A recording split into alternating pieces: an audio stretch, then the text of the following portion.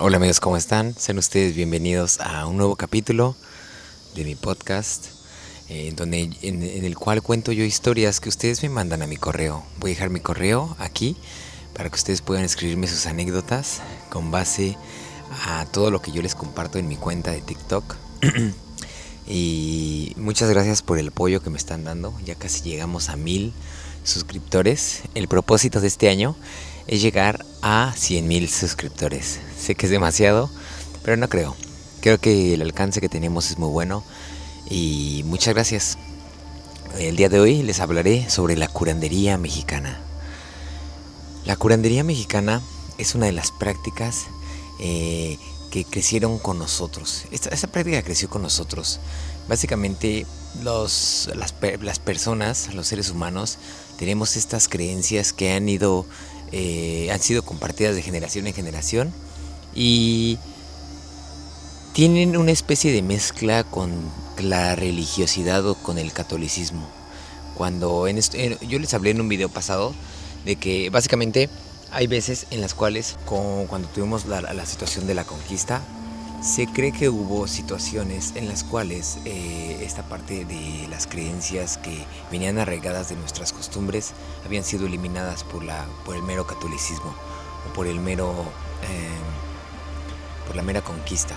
Entonces se creía que esto había sido eliminado, pero no. Existe un fenómeno el cual ocasiona que las creencias de curandería, las enseñanzas chamánicas, las enseñanzas de magia han sido transformadas. Es como si fuera una especie de fusión con la religión y la curandería mexicana. Ritos o rituales tales como usar hierbas de limpieza energética pero con agua bendita. Usar la hostia del Padre para hacer trabajos de brujería. La hostia que te dan en la iglesia para hacer trabajos en brujería. O sea, existen un sinfín de transformaciones que vinculan estas dos, la religiosidad o catolicismo con la curandería mexicana.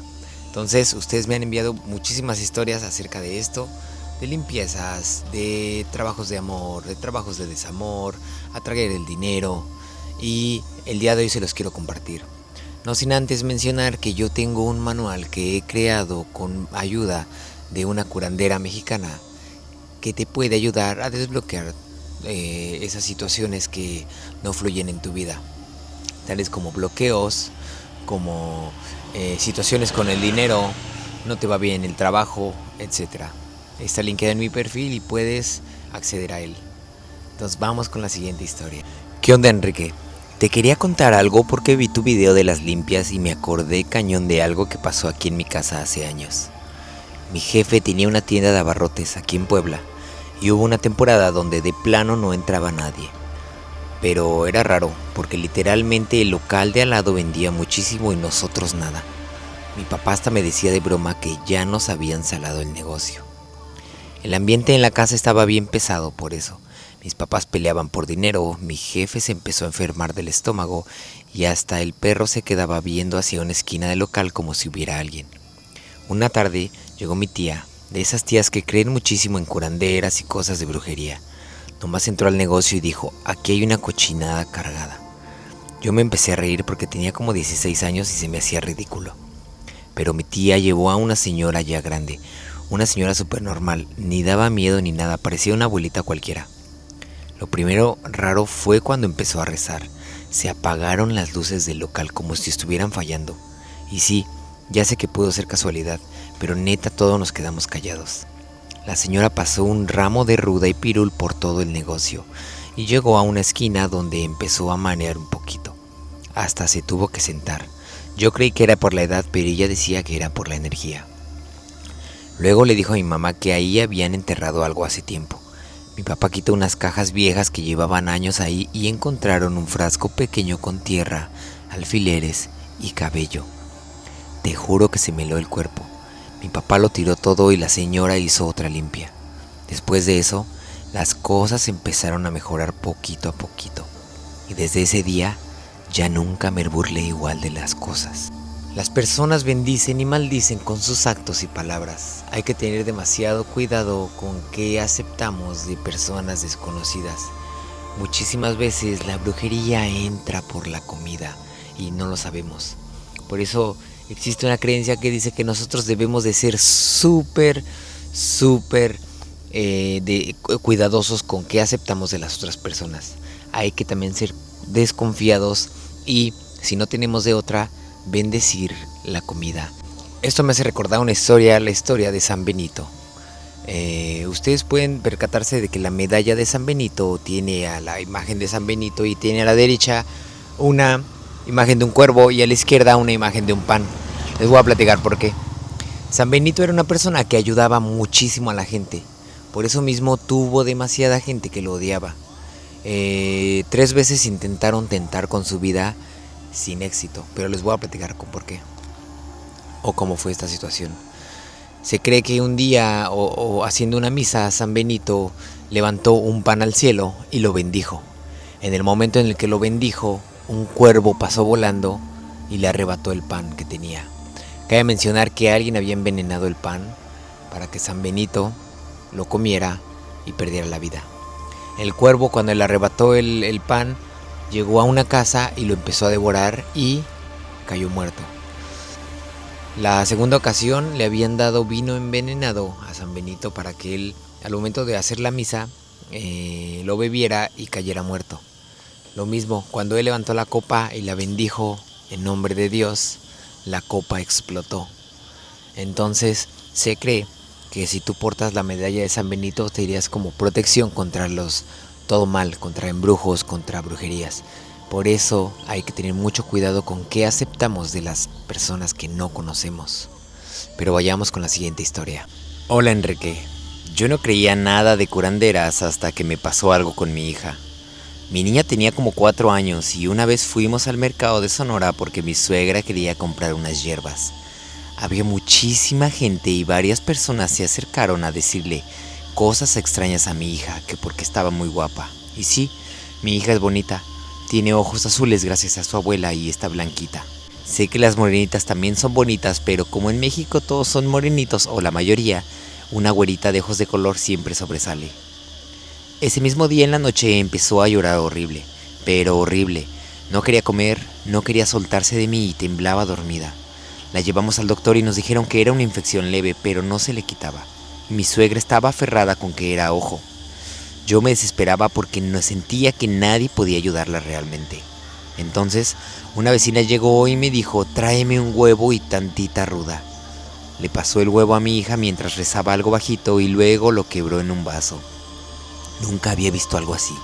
La yema parecía cocida de partes y salieron como burbujas raras. La señora dijo, sí, la ojearon bien fuerte. Yo seguía sin creer mucho. Pero esa noche mi hija durmió completa por primera vez en días. Y lo que más me impactó fue al otro día, ya que volví a jugar normal. Hasta volvió a pedir cereal y caricaturas como siempre. A lo mejor alguien va a decir qué coincidencia, pero cuando eres mamá sí sientes raro ver cómo cambian las cosas de un momento a otro. ¿Qué onda, Enrique? Te voy a contar algo que nunca le cuento a nadie, porque siento que la gente luego piensa que uno está loco. Hace unos años yo andaba súper metido en fiestas, tomando muchísimo y la verdad me empezó a ir raro. No mal, pero me quedaba sin dinero, raro la verdad. Tenía pesadillas todos los días, despertaba como si no hubiera dormido nada y sentía una ansiedad horrible apenas caía la noche. Mi mamá me dijo 1000 veces que fuera con una señora que curaba espantos, pero yo me negaba. Hasta que una vez me pasó algo bien feo. Venía manejando de madrugada y juré ver a alguien sentado atrás de mí del espejo. Frené del susto y obviamente no había nadie. Ese mismo día fui con la señora Rochita. Vivía en un ranchito medio lejos y olía muchísimo a copal cuando entrabas. La señora ni me preguntó. Nomás me vio y me dijo, andas bien abierto. Te juro que esa frase me dejó incómodo. Luego me empezó a pasar humo de copal y un ramo por el cuerpo y hubo una parte donde sentí un escalofrío bien fuerte por la espalda. La señora se detuvo y dijo, sí, te pegaron varias cosas.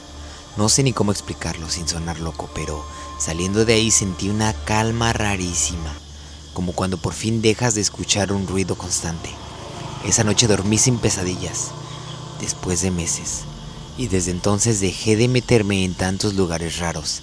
Dejé de ir a fiestas, dejé las sustancias y me acerqué más a mi espiritualidad, porque se cree que nosotros somos como antenas, podemos recibir, pero muchas veces interfieren con nosotros aunque nosotros no queramos darles acceso. Es ahí cuando suceden las malas rachas. Mira, Enrique, yo era de esos que decían que la curandería era puro cuento de pueblo, hasta que me tocó ver a mi abuelo curar el empacho.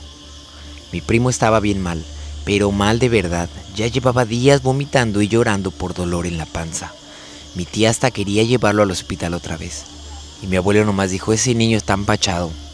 Yo me acuerdo perfecto porque estábamos en una carne asada y todos se quedaron callados cuando empezó. Sentó a mi primo en una silla de plástico y empezó a sobarle la espalda con un aceite tibio, tronándole la espalda como sacándole aire. Lo raro fue que mientras lo hacía, mi primo empezó a eructar muchísimo. Mi abuelo nomás decía, ya está saliendo. Luego le jaló la piel de la espalda y sonaron tronidos bien fuertes. A mí me dio un chingo de impresión, pero dice mi primo que también le empezó a doler un chingo y empezó a llorar. No te miento, como a la hora mi primo ya estaba pidiendo coca y tortillas. Mi abuela hasta se rió y le dije, ya sé que suena súper de señora mexicana, pero desde ahí sí creo que hay cosas que la gente antes sabía curar sin acudir a los hospitales. ¿Tú sabías que en la antigüedad existían una especie de hospitales en los cuales se curaba únicamente con plantas y hierbas medicinales? Así es como comenzó realmente la medicina natural. Pero nuestros pueblos no solamente usaban las medicinas, las propiedades de las hierbas medicinales. Usaban humo de hierbas, humo de chiles y un sinfín de productos para ahuyentar no solo los síntomas físicos, sino ahuyentar la energía que esto generaba. Hola Enrique, esto me pasó en Veracruz con mi mamá y hasta hoy seguimos hablando de esto en mi familia. Mi mamá empezó a marchitarse bien raro después de pelearse con una vecina. No es exageración, literal se veía diferente. Dormía muchísimo, no quería comer y se le veía la cara súper apagada. Lo más raro es que cada vez que esa señora pasaba fuera de mi casa, mi mamá se ponía peor. Mi abuela estaba convencidísima de que le habían trabajado algo. Entonces llevó una curandera.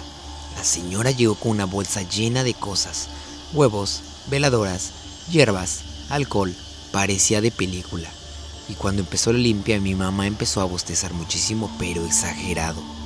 La curandera dijo que eso era porque estaba soltando energía pesada. Después agarró un huevo, hizo la limpia y lo rompió en un vaso. Yo jamás había visto un huevo verse así. Tenía como hilos larguísimos y manchas oscuras, y hasta te prometo que se veía la mismísima Santa Muerte. La señora nomás dijo, trae mucha envidia encima. Y mira, yo sé cómo suena eso, pero después de esa noche mi mamá empezó a mejorar muchísimo. Volvió a cocinar, a arreglarse, hasta volvió a poner música en la casa. Y honestamente, después de ver eso tan cerca, entiendo perfecto por qué tanta gente en México cree en la curandería.